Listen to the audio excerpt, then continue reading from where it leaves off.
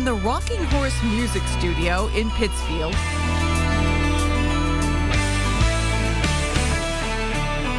to the historic Abbey Road Recording Studio in northwest London.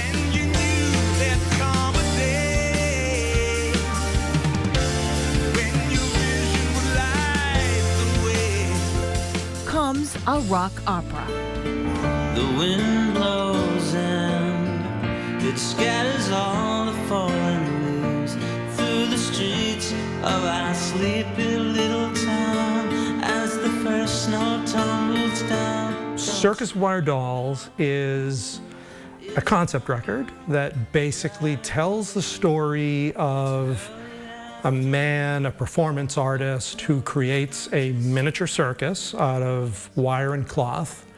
And in his imagination, the characters in the circus come to life, and they all tell their stories. And all of their stories are really just a reflection on the creator's life. Brian Coombs is a songwriter and record producer at his studio, Rocking Horse. Brian and a group of talented musicians make up the Rocking Horse Music Club. These are the waning hours. Justin Cohn is a singer-songwriter in the club. He co-wrote The Circus of Wire Dolls with Brian and Patrick Gochez. Every character in this Circus of Wire Dolls that we've at least conceptualized has a song, at least one song, has a character, has something that they care about, something they hope about.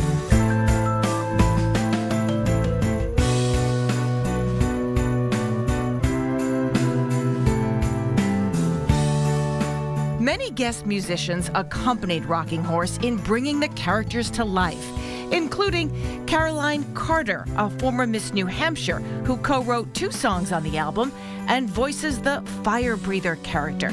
Evelyn Cormier, an American Idol finalist in 2019. Chris Difford, a member of the band Squeeze. English singer and songwriter Tim Bonus. Noel McCalla and singer-songwriter Amy Burks. And Greg Hawkes, originally from the band The Cars. I'm just really fortunate that we've made friends over the years, and because this was a rock opera and we needed different voices, I was able to reach out to some of my friends and to make new friends as well.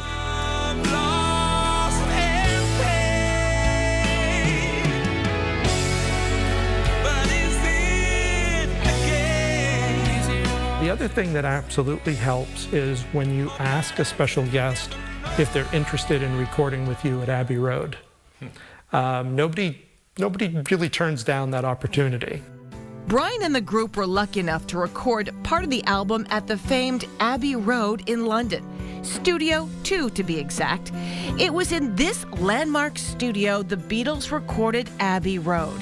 And what's really cool is nothing in this studio has changed. It's kind of a time capsule. It hasn't really changed since the days of the Beatles. You walk in and the walls look the same and the floor hasn't been polished. It's like they don't want to take any chances of messing up the magic that happens there. The famous staircase, right, that leads from the studio floor up to the control room, that's legendary. Plus, a cigarette burn on one of the keys of the old Challen piano, on which the Beatles recorded songs like Paperback Writer and A Day in the Life. And that was from a John Lennon cigarette. And there we were, a couple of kids from New Hampshire, playing the piano that John Lennon and Paul McCartney had played, and that was pretty cool. Among the influences for the album, Pink Floyd's The Wall and The Who's Tommy, as well as the musical Rent. We had talked about Tommy very early on, it was kind of a model or an inspiration for kind of the structure, the way we were going about this. The cloth dolls that represent the circus were made by Brian's wife, Michelle.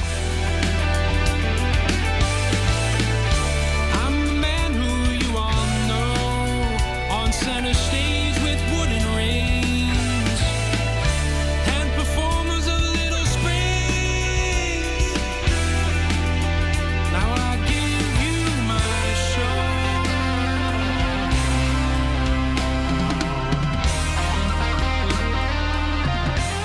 this is the first of its kind that I've worked on, where there's so many different characters within the story. It would be really hard to do it with just a couple of people writing all the songs, because it's just, I think there's a lot of value in having all those different perspectives and having voices that go along with those characters.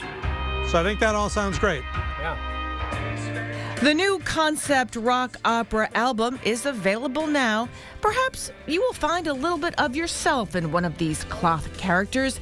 The music hopes it will bring people a message about life, regrets, successes, failures, and love.